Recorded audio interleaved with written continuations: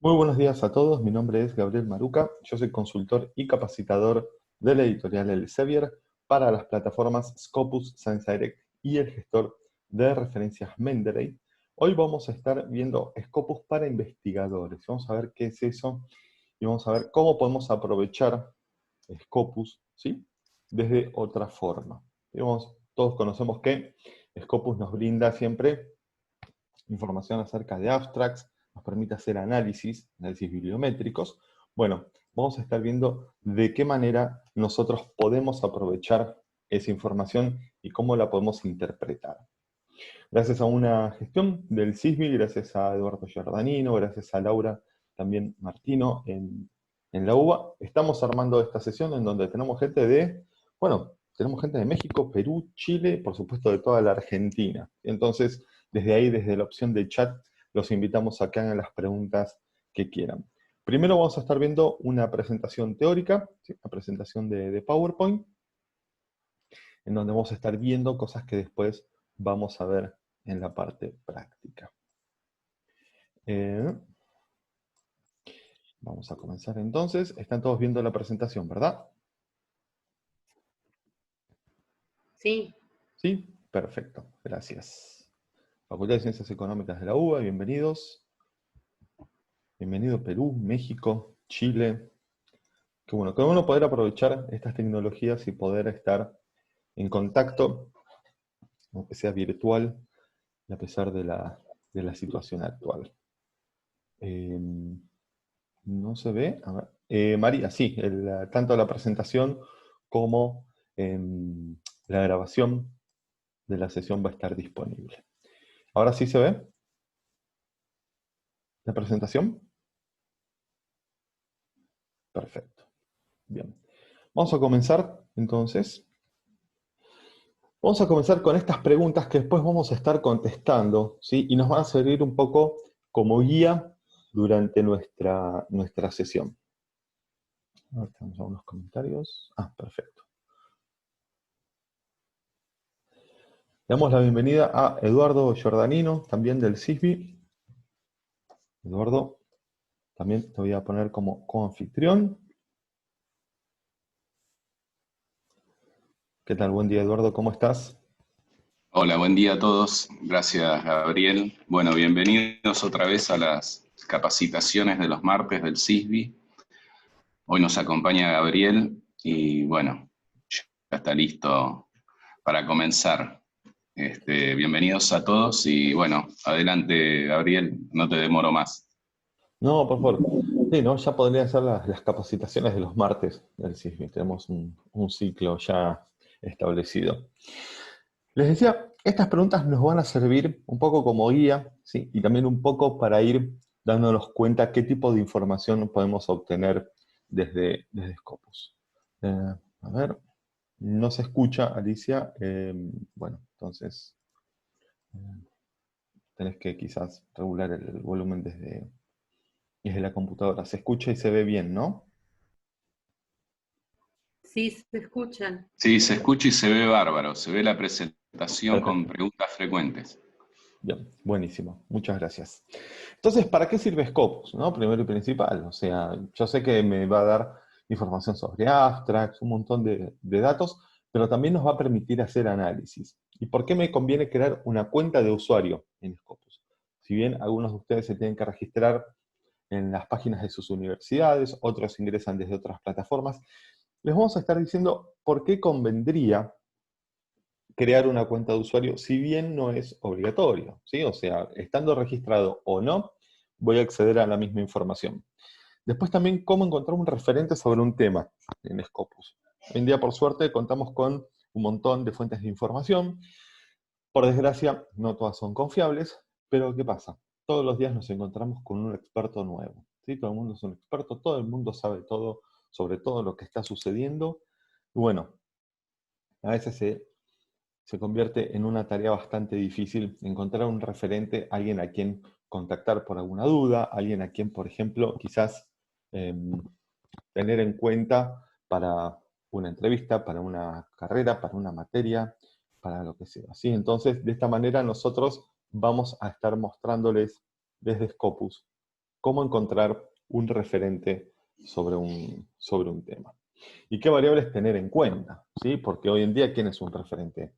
Alguien que tiene 2 millones de seguidores en Twitter, 2 millones de seguidores en Instagram, tiene Facebook, tiene su blog. ¿Cómo podemos tener un buen respaldo a la hora de tomar una decisión sobre un referente? ¿Sí? Y lo mismo para las publicaciones. Vamos a ver cómo encontrar la mejor publicación para publicar un artículo. No sé si entre los presentes hay investigadores, investigadoras que ya tengan su documento ya listo para publicar. Y cuando hablamos de la mejor publicación, hablamos de la mejor publicación para nosotros, para nuestro caso. ¿Sí? Por supuesto que hay una publicación que es la mejor, pero ¿es esa la mejor para nosotros? Eso lo vamos a estar analizando también. Y también qué variables tener en cuenta a la hora de considerar una revista, una publicación para publicar. Una presentación muy corta sobre Scopus. Scopus, como saben, es una base de datos multidisciplinar de resúmenes y citas, los famosos abstracts, ¿sí? Nos va a dar la información acerca de los abstracts de los documentos científicos. Importante, es multidisciplinar, ¿sí? Y está revisada por pares. En este momento Scopus indexa más de 38.000 revistas. Y siempre que hablemos de Scopus, vamos a hablar de lo que está indexado. Cuando decimos indexado, vamos a estar hablando de lo que está ingresado en la base. Si está indexado, está en Scopus. ¿Sí? Ahora, ¿qué pasa? Nosotros siempre vamos a hablar de lo que está indexado y no de lo que está publicado. ¿Por qué? Porque todo lo indexado está publicado, no todo lo publicado está indexado. ¿Sí? Entonces, vamos a hablar de lo que está indexado en Scopus. Tiene información también de más de 10 millones de conferencias y en este momento Scopus tiene indexado más de 78 millones de archivos. ¿Y cuál es la importancia de estar indexado? Bien, eso nosotros lo podemos auditar, lo podemos analizar y eso es lo que vamos a hacer hoy. Todo lo que esté indexado nosotros lo podemos analizar. Les decía, Scopus es una base multidisciplinar. Ahí a la derecha vemos el porcentaje de cobertura de cada una de las áreas. Por supuesto, cubre las áreas de las ciencias de la salud, ciencias físicas, ciencias sociales y ciencias de la vida. Y a la izquierda vemos cómo se reparten, ¿sí?, las más de 5.000 editoriales que están indexadas en Scopus. ¿Sí? Son editoriales comerciales, universitarias, institucionales, de asociaciones. Cualquiera puede indexar en Scopus. ¿Por qué? Porque es gratis. ¿Sí? Vemos que el 10% solamente corresponde al Elsevier, el 90% restante corresponde a más de 5.000 editoriales, entre las que están, bueno, todas las que ustedes conocen, por supuesto, Springer, Wiley, Taylor, Sage, etcétera, etcétera. Y quizás, si están en la biblioteca, habrán escuchado hablar de SNP, habrán escuchado hablar de SIMAGO, y esos son medidores de impacto. ¿Sí? Los medidores de impacto lo que hacen es medir el rating de las publicaciones, ¿sí? el impacto que tienen las publicaciones en la comunidad académica. SNP y SIMAGO toman la información de Scopus. ¿Por qué? Porque es la base indexada más grande que hay. ¿Sí? Entonces, ¿qué pasa? Como SNP y SIMAGO toman información de Scopus, en Elsevier dijeron, bueno, vamos a crear nuestro propio medidor de impacto. ¿Sí? Y dice, SiteScore es una métrica simple, y lo es. ¿Por qué? Porque si ustedes conocen SNP y SIMAGO, van a darse cuenta que es un algoritmo muy sofisticado, que tiene muchas variables, que tiene muchos valores a tener en cuenta. ¿Sí? Entonces, quizás a veces es un poco difícil seguirle el rastro de dónde viene el dato de tanto de SIMAGO como de SNP. ¿Sí? No se duda de su calidad, de su veracidad, pero si queremos repetir ese número es un poco complicado. En cambio, SiteScore es mucho más sencillo. En la parte B voy a tener los documentos indexados en Scopus por una publicación en los últimos 3 años, y en la parte A las citas que esos documentos recibieron en el año en curso. Se toman los últimos 3 años, ¿por qué? Porque como ustedes saben, cuando se publica un documento, no empieza a recibir citas inmediatamente. ¿Sí? Entonces, tiene que cumplir un ciclo académico, tiene que cumplir un ciclo de publicación, de revisión, de hacerse conocido. Bueno, y es por eso que se le dan 3 años para juntar citas. Sitescore después vamos a verlo, también es básicamente un promedio, ¿sí?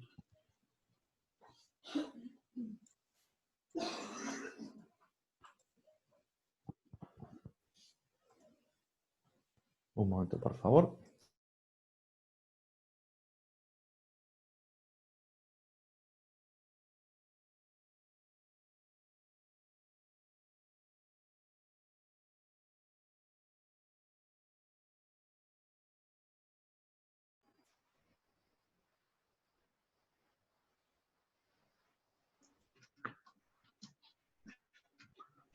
Gabriel, ¿vos estás por compartir otra pantalla?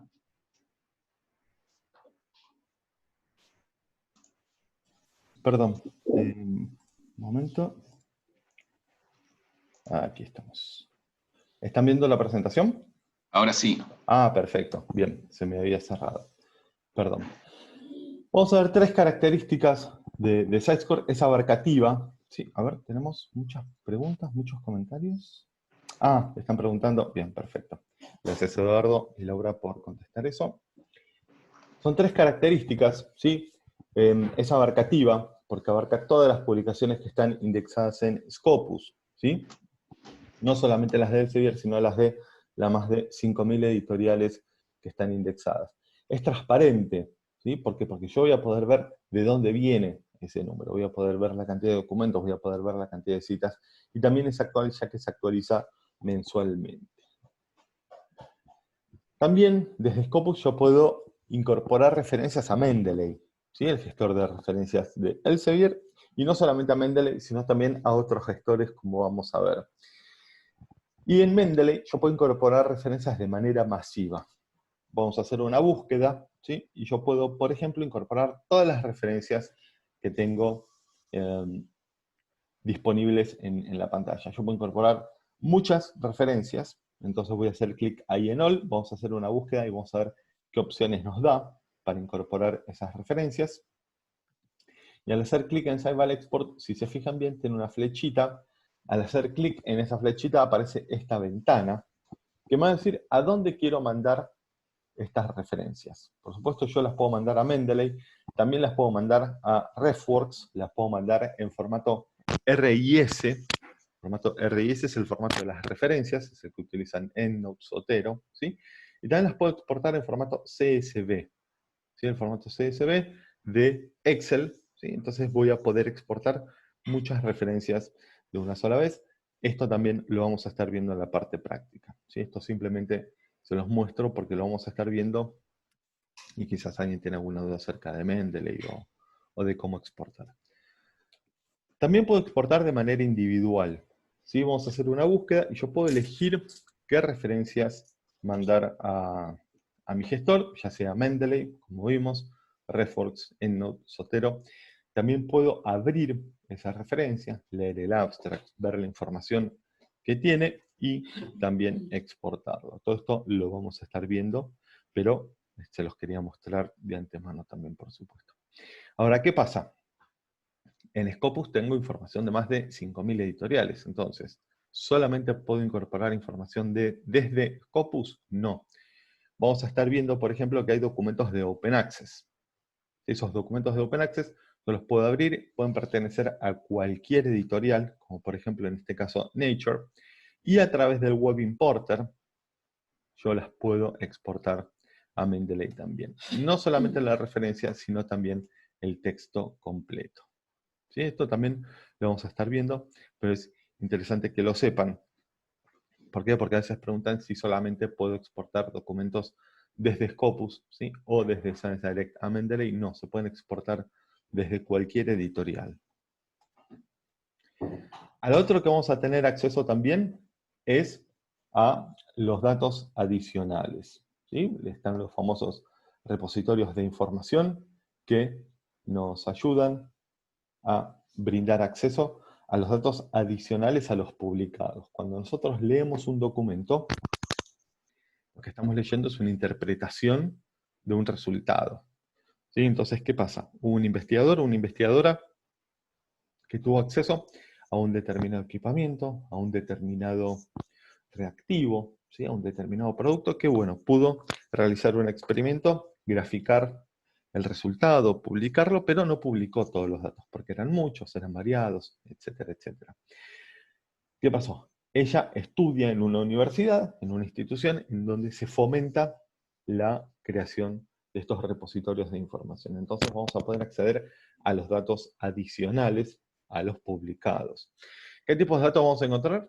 Como ven ahí a la derecha, todo tipo de datos digitales, cuadros de Excel, imágenes, textos, audio, video, presentaciones, fotos, etcétera, etcétera. Vamos a estar viendo cómo acceder y cómo buscarlos. Vamos a ver también que Scopus es una herramienta de análisis, ¿sí? Y esto es lo que nosotros vamos a aprovechar. Nosotros podemos analizar el resultado. Vamos a hacer una búsqueda y vamos a ver cómo de una búsqueda súper general podemos llegar a algo muy particular, ¿sí? Entonces, ese resultado a nosotros nos va a permitir generar análisis, generar interpretaciones y poder buscar quizás, por ejemplo, un referente a nivel internacional, un referente sobre la misma área a nivel nacional e incluso a nivel institucional, ¿sí? Entonces, de esta manera, nosotros lo que vamos a poder hacer es respaldar nuestra decisión, respaldar nuestra elección de un referente.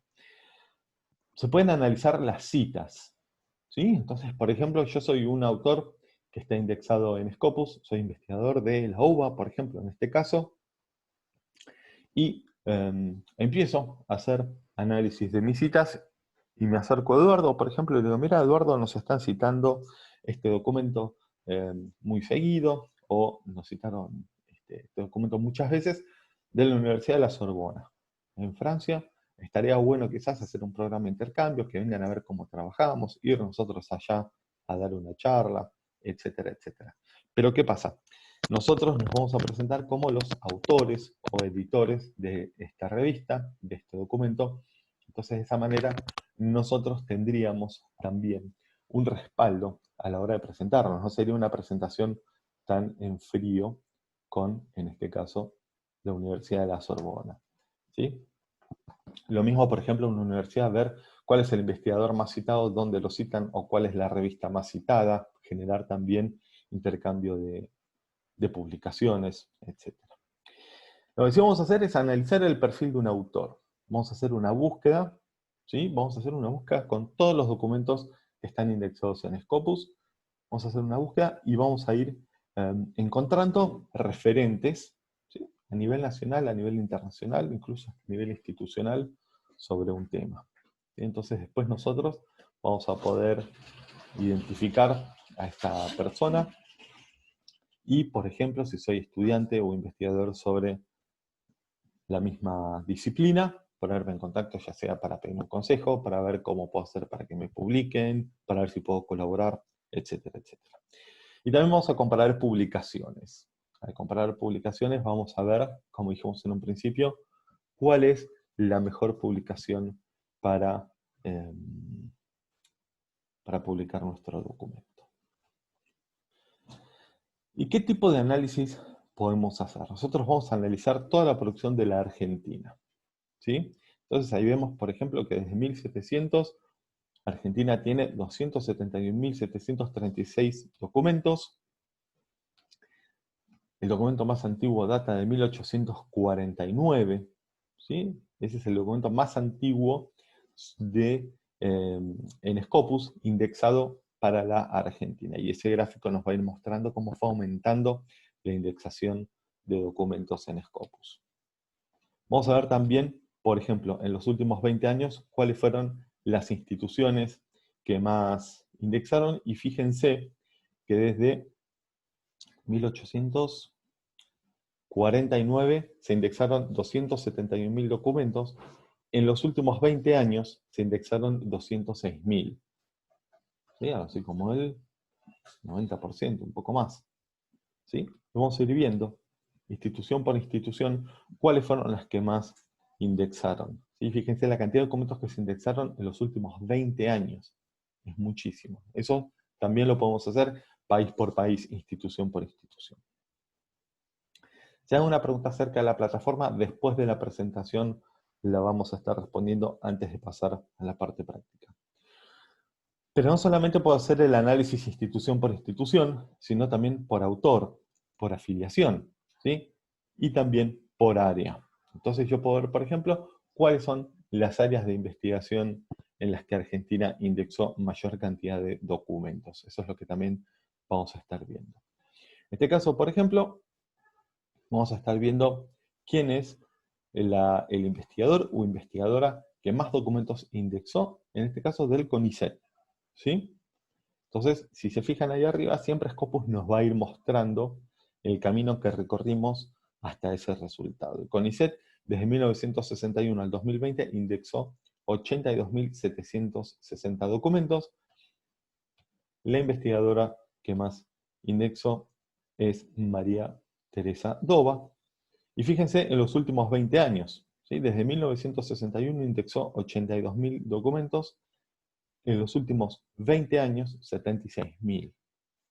Entonces también, esto nos demuestra que en los últimos 20 años, en este caso, podemos hacer últimos 20 años, 10 años, 5 años, el periodo de tiempo que querramos analizar, siempre vamos a ver que la producción es muy intensa.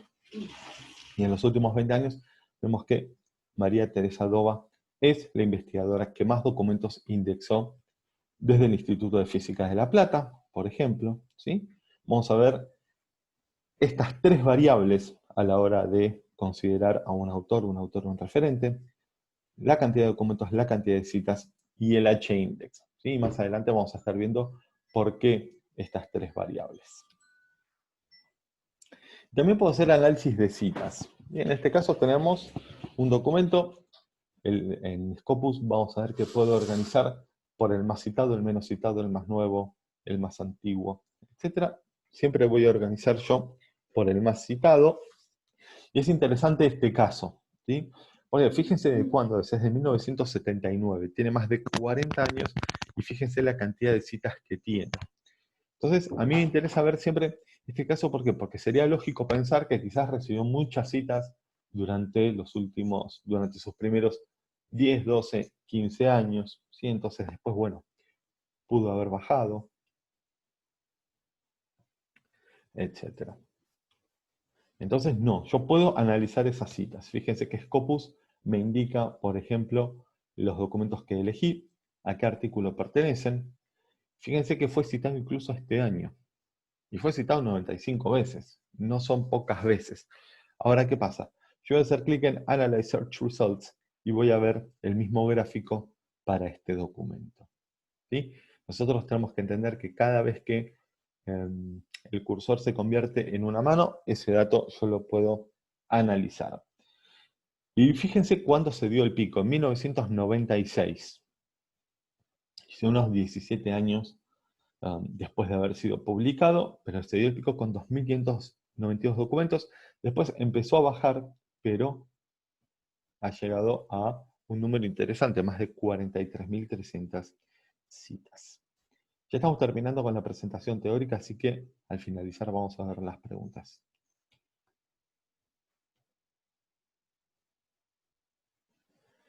Entonces, ¿qué pasa? Yo soy autor de este documento, veo que tengo 43.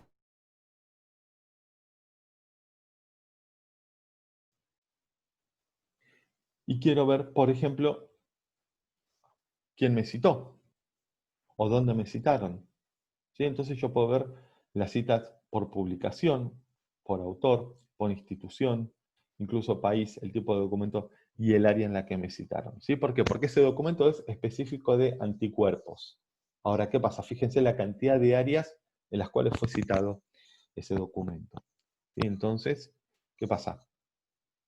De esta manera yo puedo ir viendo, por ejemplo, cuál es el rango que alcanzó mi documento sobre anticuerpos. Ya con esto terminamos la presentación teórica. Les quería mencionar ORCID, WORCID, no sé si lo conocen, es un identificador digital persistente. ¿Y qué viene a hacer esto? Viene a ser una especie de DNI en Argentina o RUT en Chile, ¿sí? Viene a ser el número de identificación académico de cada uno de ustedes. Esto es gratuito, simplemente deben meterse en orcid.org, sacarlo, es muy rápido, ¿sí? ¿Y qué pasaba? A ver, los libros tenían su código de identificación, las revistas tienen su código de identificación, los artículos tienen su código de identificación, y quienes no lo tenían, los autores, ¿sí? ¿Y qué pasa? Yo me llamo Gabriel Maruca, pero también soy Maruca Gabriel, GM, MG, Maruca G, G Maruca. Entonces, a la hora de visibilizar mi trabajo, tener un trabajo muy grande, identificar cada una de las versiones de mi nombre. Entonces, simplemente con ORCID, yo lo que puedo hacer es asociar ese número a mis trabajos, ¿sí? Y no me tengo que preocupar de las versiones de mi nombre. Entonces, si me quiero postular para un puesto, para un concurso, para un premio, lo que sea, y me dicen, mira, tenés que tener una cierta cantidad de documentos indexados en Scopus, simplemente les doy mi ORCID, ya que todos mis documentos están asociados a ese ORCID, y de esta manera van a poder tener una visibilidad mejor de mis trabajos. Paramos aquí.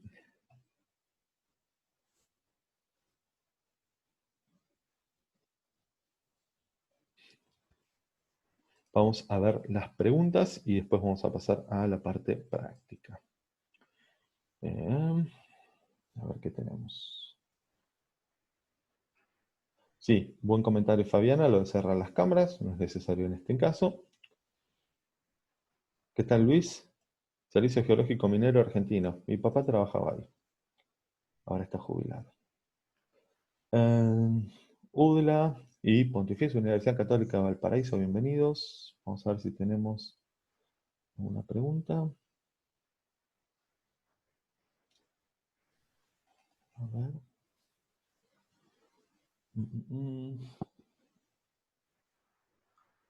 Bueno, se ve que no. Eduardo, Laura, ¿identificaron alguna pregunta? Jorge, la relación entre Scopus y Elsevier. Scopus pertenece a Elsevier, ¿sí? Es una plataforma de Elsevier.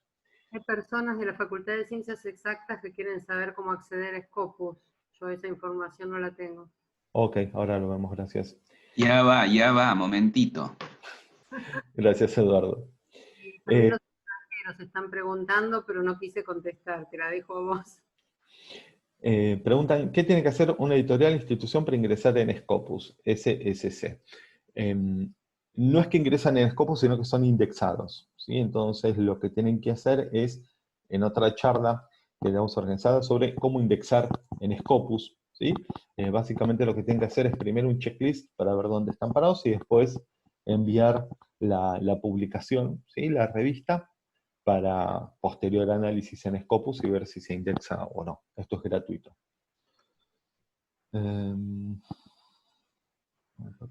Gracias, Eduardo, por el link. Las instituciones usan ORCID, creo que no. ¿Cómo? Las instituciones usan ORCID. No, no hay ORCID para instituciones todavía. Es una muy buena propuesta, ya que también eso ayudaría con el tema de las afiliaciones. Pero no, las instituciones por el momento no tienen ORCID. Es simplemente para los investigadores. ¿Por qué? Porque de vuelta, hay países donde se utilizan 2 nombres y 2 apellidos, y la cantidad de combinaciones sería mucho mayor, ¿sí? Pero por el momento, ORCID es simplemente para los investigadores. Pero la UBA tiene sus normas de filiación institucional. Exacto, exacto. Eso te lo dejo a vos. No, exacto, es un buen tema el tema de la jerarquización, ¿no? O sea, cómo identificar las instituciones a la hora de publicar. Es un tema muy importante a la hora del que tocas, es muy interesante porque, ¿qué pasa? A ver, a veces solamente se publica con la afiliación Facultad de Medicina. ¿Facultad de Medicina de qué universidad? ¿O de qué país? ¿Sí? Entonces todo eso en realidad impacta. Al autor no le va a impactar porque el artículo sí va a estar asociado a él o a ella, ¿sí? Pero sí le va a impactar a la institución. Entonces en Argentina y en Chile se hizo un trabajo muy intenso durante el año 2018 para ordenar y organizar todos esos documentos, ¿sí? Pero como hoy mencionás, lo importante es que cada institución tenga su propio protocolo para las afiliaciones. Acá les copié los links de las normas para cuando tienen que escribir. Para la desobediencia. Perfecto. Acordate de cortarle el micrófono y el video a todos porque son muchos, ya casi 400, Gabriel. Ajá, bueno, gracias. Vamos a silenciarlos. Ustedes como anfitriones sí se van a poder desmutar. No es cuestión de censura, sino como índice de verdad, es una cuestión de organización, ya que a través de este chat nos podemos comunicar. Para los extranjeros se pueden usar los mismos links, Lucy, depende de dónde estés, ¿sí? Va a depender del país, el tipo de acceso.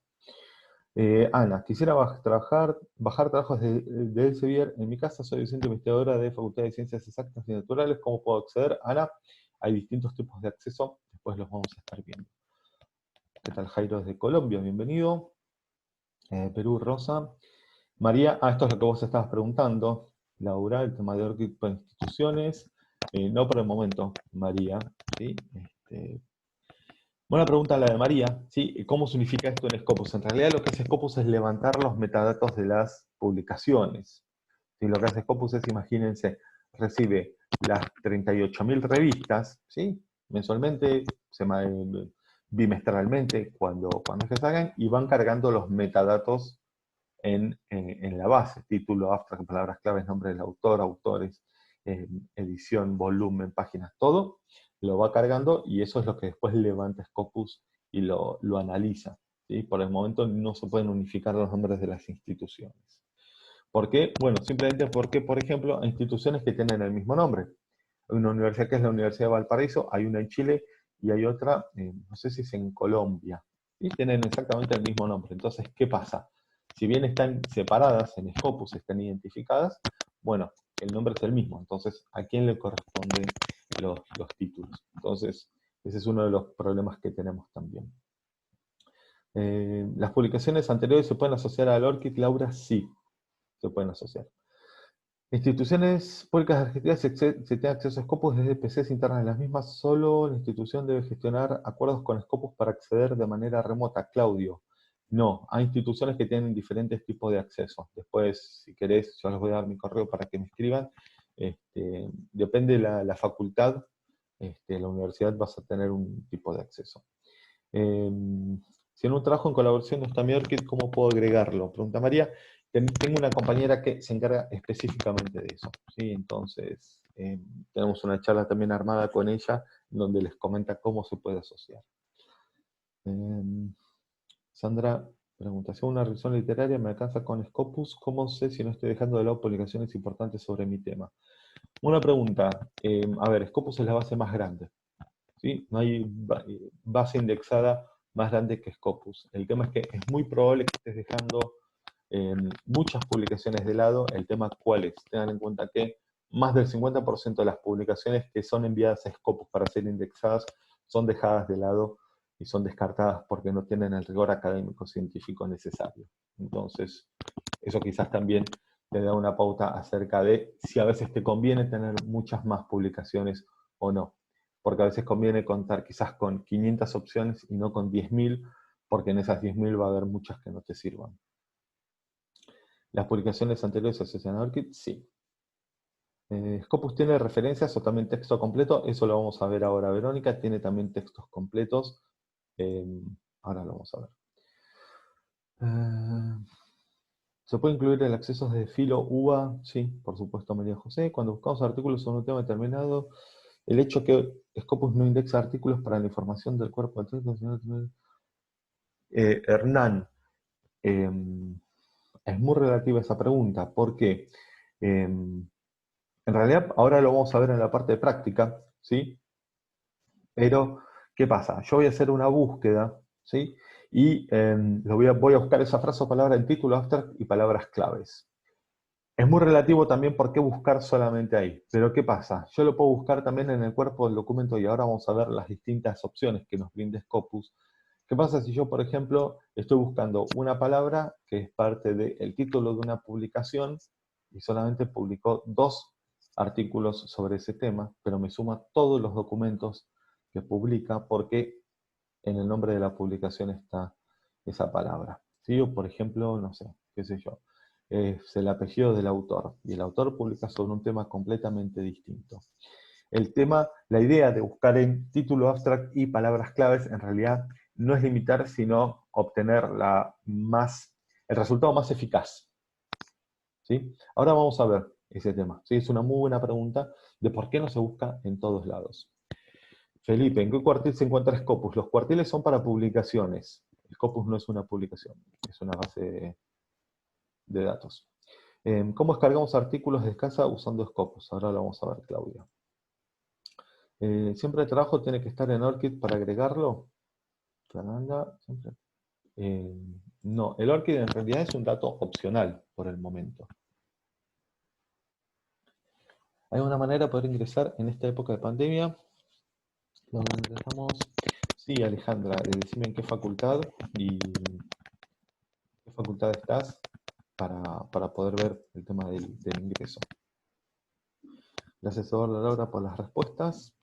¿Son solo artículos originales o existen RS y MA? No estoy familiarizado con estas siglas, Felipe, perdón. Ahí está, gracias por los enlaces, Eduardo. La medida de impacto de un artículo se ha realizado por Easy. ¿Por qué no es Scopus y cuál es lo distintivo de Scopus? A ver, Scopus nace como una iniciativa de Elsevier en 2003.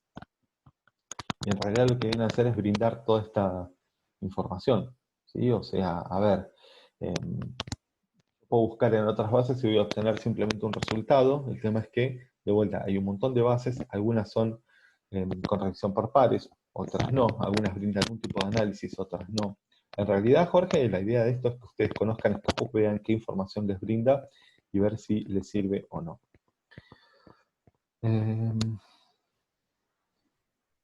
Marta, no hay ninguna diferencia con el ingreso. ¿Qué áreas de conocimiento se pueden encontrar en Scopus? Todas, Ariel. ¿Aparece el CBR de los autores como metadato en Scopus? No, porque no es un metadato, Luis. Perdón si en algunas soy medio cortante, no es la idea, sino que cuando la respuesta es corta, es corta. El tiempo es el mismo para todos, así que no me voy a extender si no es necesario. ¿Se tiene acceso directo a la base de datos de Scopus? Sí. Autores de mi universidad han usado el nombre de la institución, diferentes formas, unos en inglés, otros en español, y cuando quiero sacar el nombre de la verdad. Bien, Alexandra, esto es lo que estaba relacionado con la pregunta y el comentario de Laura acerca del ORCID para instituciones. No sé a qué universidad perteneces, pero como bien decía Laura, es importante que cada institución tenga su propio protocolo de lo que se llama jerarquización. ¿Sí? No es en realidad jerarquización en cuanto a importancia, todas las instituciones y facultades de una universidad son igualmente importantes. El tema de jerarquización es ir de lo general a lo particular. Entonces, por ejemplo, si yo estoy en el Instituto de Regulación de Contenidos Bibliográficos, ¿sí? Por decir algo, y pongo eso solo, ¿qué pasa? No le va a contar, por ejemplo, ni a la Universidad de Buenos Aires, ni a la Facultad de Filosofía y Letras, que es a donde pertenece el Instituto Nacional de Contenidos Bibliográficos. ¿Sí? Entonces, ese protocolo que mencionaba Laura, cómo afiliar, ¿sí? Porque estamos hablando de la afiliación, es importante tenerlo en cuenta y saberlo.